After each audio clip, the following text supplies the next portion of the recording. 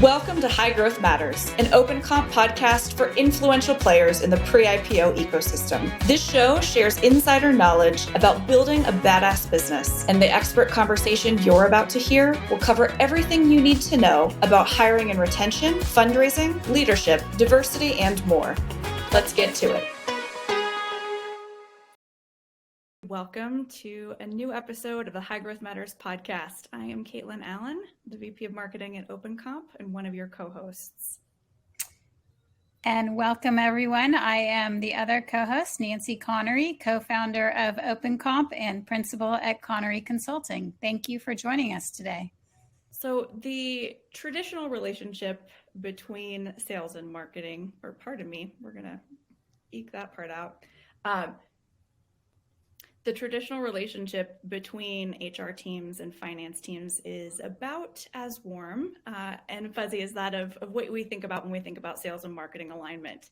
And while HR and finance success may be interdependent, that doesn't always mean that either team loves their day-to-day interactions with the others. And so in this podcast, we're talking to two seasoned operators who will introduce themselves in a moment, one from each side of the fence, so to speak, about what is at the core of this traditional division, and more importantly, how we as HR and finance leaders can collaborate and develop a path forward that's characterized by deeper collaboration and productivity and, dare I say it, fun. So with that, welcome to our guests, Ashley and Steve. Thank you for being here. Ashley, if you could start us off with a quick Spark Notes version of your career, and then Steve will pass the mic to you. That would be wonderful. Yeah, happy to be here. Hello, everyone.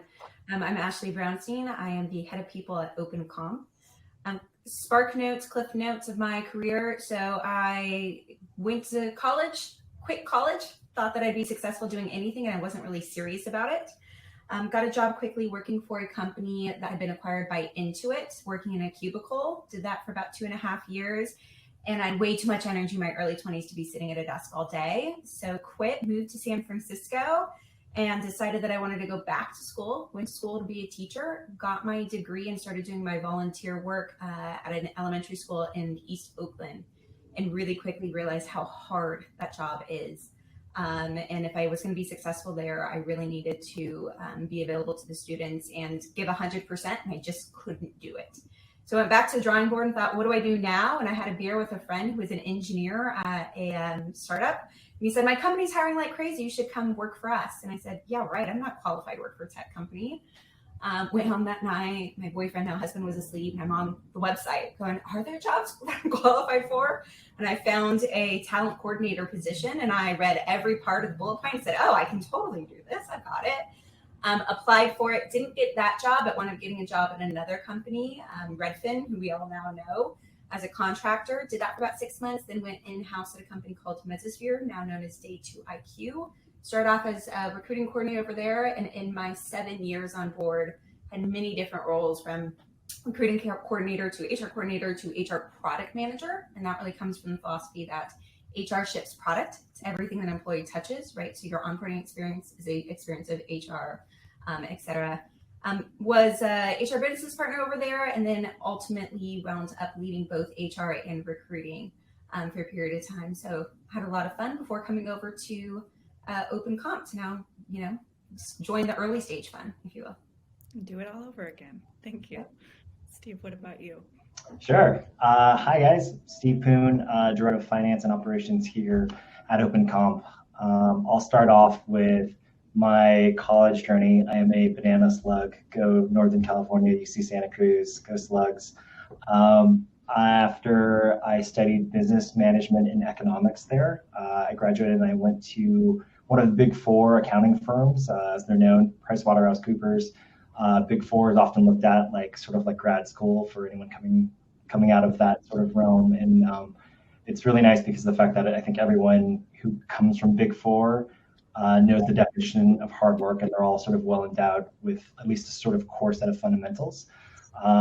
After I was an auditor for about 2 years, I decided that I did not enjoy the 80-hour-a-week life that was available to auditors. So at the time, so I decided I would go in a sort of very, very different sort of career path, and I went down to Southern California to try to pursue my dreams of being a musician for a period of time.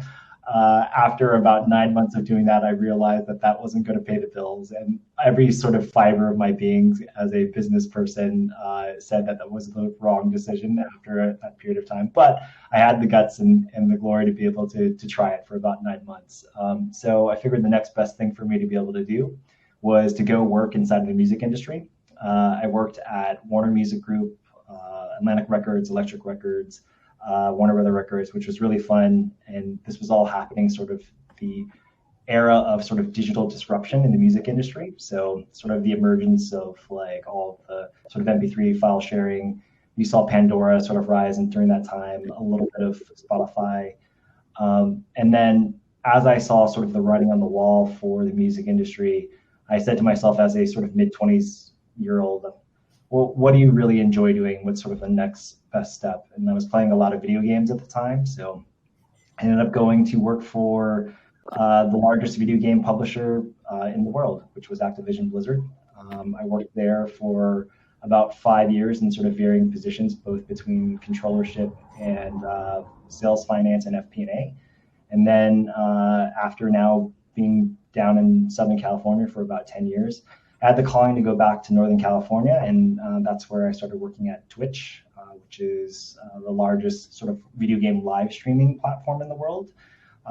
And they are owned completely as a subsidiary of Amazon, by the way. So two very, very sort of different companies, but very, very large concentric circles of sort of experience that sort of helped me out. And I said to myself after working at Twitch for about 5 years as well, I wanted to do something completely different and challenge myself and round out my resume. And I decided that I wanted to go into the startup life, and that's what brought me here to OpenComp. And it has not disappointed. Great. Thank you, guys. We might have to dig deep on my next question because I'm actually going to ask you guys. I just learned some fabulous facts about both of you that I did not previously know. But, you know, this is for each of you to actually answer. Ashley, we'll let you go ahead and go first again. You know, what are one or two things most of your coworkers don't actually know about you? I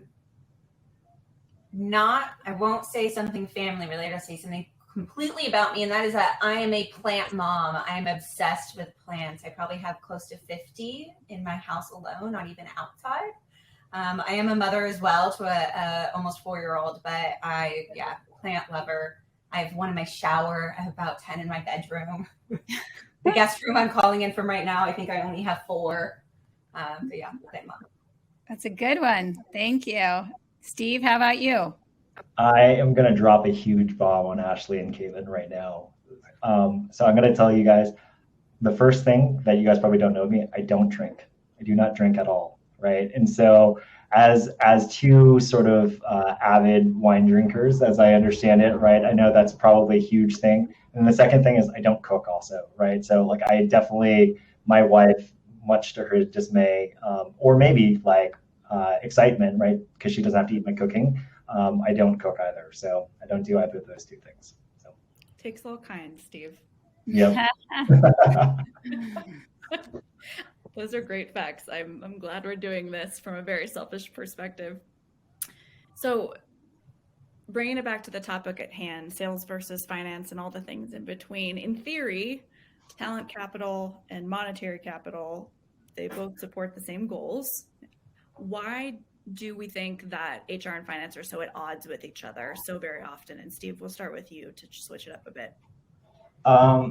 So let me start off by saying I do agree with the statement that ultimately we're trying to support the same end goal. So like I do want to establish that. I think we both want the highest return on investment in any of our assets, whether that be human capital or financial capital. So why do we disagree? And I think we're optimizing and measuring success in different ways. So I'll give you an example of that. I think finance might be measuring output, like sort of true output, and how we're measuring that is sort of our ability to convert those assets into income for the business. Whereas like I think HR may be measuring it in engagement, in morale. And those are, I think, typically some of the metrics that I hear coming from the people side. So, and those morale and engagement metrics help with output 100%. There's no question about it. But I think the direct causality in like a dollar input to output isn't as clear cut and consistent from like employee to employee. So I think for a lot of finance people, it's hard to be able to take those metrics kind of at face value unless we sort of dig deeper there. So I think that's, my boilerplate answer first. Ashley, what are your thoughts? So I've been thinking a lot about this last week. And what I think I boiled it down to is we know the largest area of spend in an organization is compensation and its people. And because of that, HR and people functions are responsible for the largest area of spend, and finance tends to be really critical and scrutinize every dollar spent. So I think when it comes to the way that we are spending in the business, I think that finance automatically is going to look at that with a different lens than they would maybe other parts of the business. We are cost center. And because of that, I think that there tends to just be a little bit more tension applied to HR from finance. I also think, businesses don't create value, people do. And so for people leaders, we tend to advocate for the people, and people are complex. It's not black and white. It's not if we do this, it will, increase, right? So I think it's a little harder to sometimes bring across arguments as to why investing in the people is the smarter route. I've also been thinking about kind of the inherent traits of HR folks, finance folks. And I think for HR folks to be successful, we tend to optimize for soft skills. And for finance folks to be successful, they tend to optimize for hard skills. And so I think because of those traits, inherently we're different, and finding that common ground and commonality in communication can be troubling and hard. Both super astute comments. And I actually should take a step way back here too. Pretty sure our audience knows this, but just as a reminder, we're going to have some gold as well dropped throughout this podcast from Nancy, just given her experience working with HR leaders for decades via Connery Consulting, and then also in her 7 or 8 years at Salesforce as well in that position. So excited to hear all levels during this conversation. Great. Thanks, Caitlin. And Ashley and Steve, I would say that you guys both hit the nail on the head. And it does boil down to everybody having a common goal, but also kind of how do you go about it, right? And so finance might approach it in a very different way than a people organization, and very much, as Ashley said, kind of around the soft skills and kind of how we're oriented. And finance people go into finance, they have certain characteristics often, and HR people have other characteristics. I would be an awful finance person. So in that vein, I have the utmost admiration, Steve, for what you do and the responsibility that you carry in the business. So thank you for that. And as you two think about the two organizations and how HR and finance work together, what are the most common areas of disagreement that you see between the two organizations? And Ashley, why don't you go ahead and lead with that one?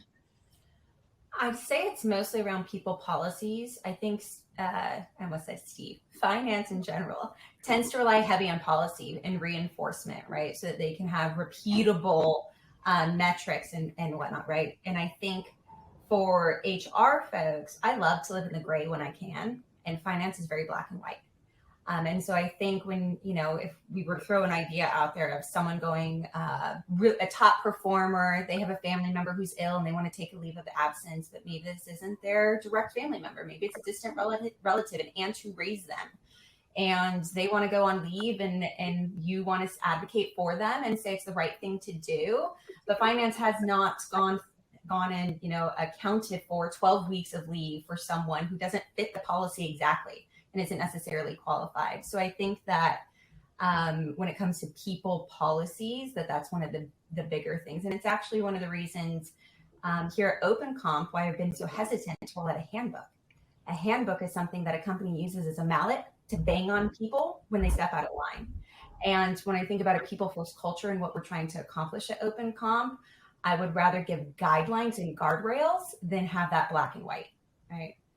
So I think a lot of the tension and disagreements tend to come from policy keeping and towing the line. Great. Thank you. Steve, what are your thoughts? I actually think Ashley really hit the nail on the head there. It's true. I think finance people typically do like policies because of exactly what you said, predictability, right? That's what we're after. We're after scalability, predictability. We're trying to operate the business, right, in a sort of sustainable fashion, right? And having that predictability both sort of buys us credibility in terms of our ability to be able to do our jobs, both as sort of forecasters or planners, right, but also as operators. I would say one other thing that I would add to this too, where I've found a little bit of disagreement between the groups before, and this is very, very much reflective of also, I think, my experience also at larger companies, right, is ownership as well, right? So there can be sort of a very, very sort of gray area, all right, in terms of the ownership of who owns particular metrics or who owns the sort of commensurate success behind those metrics between groups because of the fact that they're so intertwined, right? And so I've found that also to be a little bit of a friction point, in my history as well. So but aside from that, I think sort of the traditional things also, but budget, that's probably the other big thing too is whether or not something is again predictable for us to be able to put inside of a budget and for us to be able to sort of execute against that, and whether or not they actually end up hitting in sort of the right timing or frame, etc. So I think I would say again probably budget, ownership, and predictability. There is a lot of overlap. I've worked in organizations, right, where you've had payroll done by HR, or it's been done by finance, 401k done by HR, or it's done by finance, even headcount planning, right? Like there is a partnership that needs to come together for this, and that overlap can be hard to understand. Yep. I think we could do a whole podcast on the headcount planning aspect of the HR side of it versus the finance side of it. Absolutely. Yeah. And, again, for both of you, what, fallout and results have you seen from not having the two organizations aligned? Steve, let's go ahead and let you start with that one. Really in a bullet point format, lost credibility on both sides. Yeah. Not aligned. I have literally seen people get fired as a result of that. The specific anecdote that I can give is that a prior company, we had an instance where position management, right, in terms of how many butts and seats you actually have, right, was owned by one group, but also sort of, again, had a little bit of a shared ownership in terms of the reporting to the company.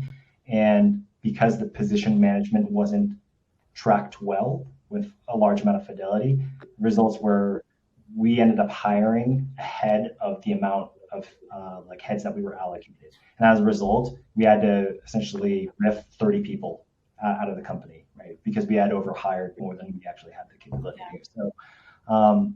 So yeah, I mean, literally people getting fired over HR and finance not being aligned on something. That's a tough one for sure. Ashley, how about you? Yeah, I think what you're getting at there is like business performance, right? The business did not perform the way it was supposed to. You grew too fast. And as a result, we had to make some changes with your 30% layoff. So I would say that business performance is definitely an impact of these functions not working well together. I would also say morale. I mean, I've had it where the HR team and the finance team just could not communicate. We had a sit down round circle, chairs all facing each other, and have like a grievance session where we kind of got it all out as to why we weren't, why we were so unhappy with each other, because we couldn't communicate. We would get frustrated with email exchanges. You'd have folks who like threatened to quit if they had to go sit in a meeting with someone. And so what morale does too, if you don't have a team that's engaged and motivated to be here and excited about who they're working with, that's again, business outcomes and business performance that's going to suffer from it. Great. So alignment's important. Thank you. So then Sounds like there have been some important ahas that made you both realize along the way that there has to be a better way. And again, we're speaking to HR leaders on this podcast. So if you could tell them or share with them some of the steps that they could take to help their relationships with finance start thriving, what would they do instead in terms of what is step one, what is step two? And I don't ask the question from the perspective of HR being the only party at the table, so to speak, but that's our listener. So that's why I ask it that way. Do you want me to start? Sure. This would be my recommendation. I think this is good for any person, so regardless if you're an HR person, just any hire in the company, but educate yourself on how your business works. And I think that's probably the most fundamental thing, and I think that's a prerequisite before you should work at any company. But I think especially for HR people, right? I think it's really, really important as you're optimizing, right, for the people that you have in your organization, understanding that strategy as that sort of layers it into how the company will be successful. And I think being prepared and data-driven is actually very, very helpful when interacting with finance as well. I think, again, to Ashley's point a little bit earlier, the particular mindset in terms of hard sort of skills, right, that we really enjoy and that we sort of speak to, I think data is one of these things that really helps drive decision making for us. And I think queuing that up as much as possible removes a lot of obstacles in accomplishing the things that you need to accomplish. So, and then the third thing I would say too is keep your finance person informed, something that Ashley does super, super well, which I love. Like oftentimes, again, in sort of larger organizations and even in small organizations, finance is often actually a little bit at the tail end of sort of the information flow, right? So you might have, as an HR person, right, or as a people person, you may be working with leaders to, work on org changes, headcount planning, et cetera. So oftentimes that has a material impact on how the financials will look in the future and, how the respective plan will sort of play out. And so keeping your finance person informed well will always pay dividends in the end. So that's what I would say. 3 things. Just out of curiosity, Steve, the data-driven piece, data is one thing and the knowledge and language is another. What kind of, I don't know how to ask this question exactly, but how much of a factor is not knowing the right terms or not using similar terms when an HR typically communicates with someone from a finance team? I think that's like inherently problematic when working between 2 groups of different sort of orientation anytime, right? If you have an engineering person speaking to a finance person versus, a salesperson talking to a finance person, a lot of it has to do with trying to take the time to be able to educate yourself on how to speak to the other party, right? In terms of the terms that they'll understand. So I think you have a great point. Data is one thing, but how you sort of communicate that in sort of a relatable term matters as well, right? Understand, what are sort of the key things that, your respective people partner will be looking for versus what the same commensurate finance person is looking for. Ashley, what would you say in addition or on top of what Steve said? My answer is going to be communication. So, Steve, I'm so happy to hear that you think I do that well with you. I think that it is so important in any role, right, that you communicate appropriately and well with your stakeholders. Meet with your finance partner often. Make sure that you're sharing your team updates. Make sure that you're sharing your goals. Find commonality. What goal can you work on together? How do you invite them to sit in maybe on a team meeting? Now, you don't want finance taking over a team meeting, but find a reason that they can add value so that your team also hears how they're adding value to your team, to the business. I think and really what this is getting at is knowing your audience, right? In the ways that you communicate, you will get to understand your finance partner a lot better.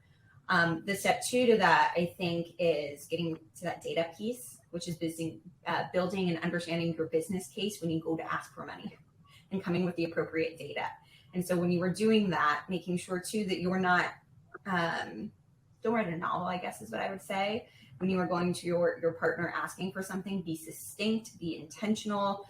If I write Steve, 5 paragraphs on why I need budget for something, he's not going to read it. So I need to be really intentional and thoughtful in how I craft my business case for him, but making sure that I'm bringing data because they are so data driven and, to your point, like the right data.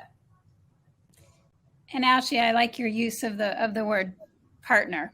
I think very important for this audience to understand HR and finance, they're partners. They're not against each other. And everybody shares this common goal of how do we move the business forward in the best and healthiest way possible. So I think if you start with that approach and that attitude that we are partners in this equation, and you instill that in your team as well, on both sides of the equation, that goes a really, really long way. So, with that said, what are some of the common pitfalls that listeners need to avoid when they start to execute on the advice that you have both graciously given today? And Ashley, why don't you go ahead and start with that one? So I mentioned invite your your partners, invite them to your team meetings. Don't let them take it over. So again, be really intentional and thoughtful about why they are there, how they can add value, and making sure that they don't derail conversations. So I would be very intentional there, and also, lead with your gut.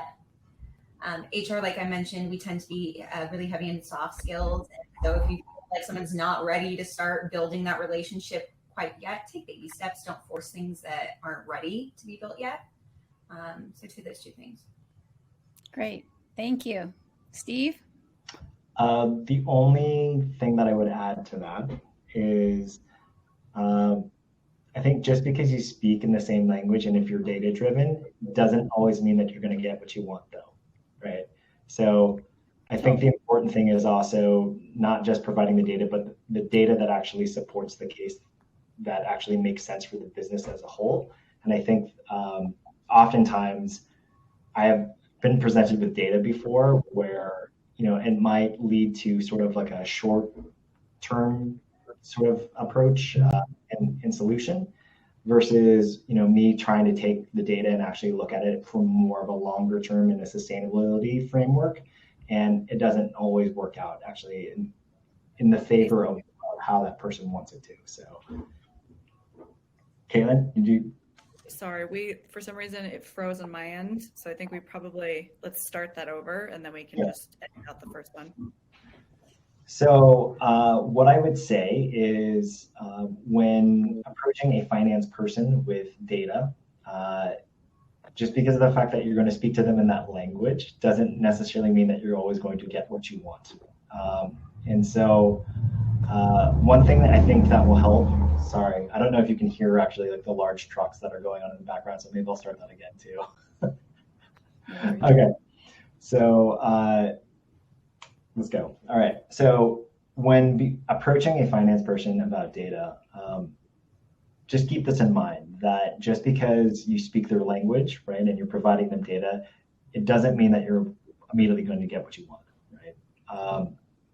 I think data helps really, really inform decision-making in a lot of different ways, but I think it can also come to some interesting conclusions that you might not expect, both when you're optimizing for sort of different things. And, I've had a person come to me with data before where it's optimizing for something in the short term, but it doesn't have necessarily the sustainability and framework to be able to optimize in the long term. So I've still had to ultimately turn down requests, but it does help the case though, ultimately, but it's not a guarantee. Thank you both. Yep. So we're going to end with a series of rapid fire questions, intentionally on the side of controversial. So we'll maybe go Ashley, Steve on everything just to keep things simple. And if you can keep your answers on the shorter side, I think that'll make it extra fun. So first question is, what is the one thing about the other team that bothers you the most? Oh man, the scrutiny. Everything is looked at under a microscope. You try to build your trust and credibility within the organization, and you think you've gotten it with everyone, and then you go to finance and you're just questioned and questioned and questioned. Again, if your business case isn't great, and sometimes it can be, feel like you've lost that credibility. So yeah, the scrutiny sometimes bothers me. For me, this is not always the case, but I think to my point before, not having sustainability in the framework of decision making. I think that's probably one thing that I've noticed in the past. So. Similar question, Ashley, if you could change one thing about finance, and Steve, for you, HR, your people partner, what would it be? Oh boy. More listening, more yes up front than no. Not you, Steve, but just in general experience. I feel like often finance is meets HR with a no, like more yeses. On the Steve end, again, not you, Ashley, but better preparation in terms of financial impact of whatever it is that you're asking or trying to accomplish. Ashley, what is the purpose of compensation from your perspective? Recognizing and rewarding your talent. Steve, what about you? I look at it, again, I come from an economics background, so I look at it as the sort of pure incentivization of people to produce output between a firm and a person, or between a person and a person. So. And where, Ashley, in your opinion, does compensation matter more, in an initial offer to a candidate or in a merit cycle? It's too hard. They're both important. And the offer is you both putting your best foot forward, right? As a candidate, you're sending an offer and you're going, I'm trusting that the 4 hours we spent together, that you are actually the right fit for this role. And here's what I'm prepared to offer you, the good faith effort, and vice versa, right? They're looking at your offer as a candidate going, okay, I'm trusting that everything you told me I'd be doing is going to be right. And I'm accepting this because of that. But then how they show up and get those merit increases is really them like owning their part of the bargain, right? So I feel like they're equally just as important. I don't think I could say one over the other.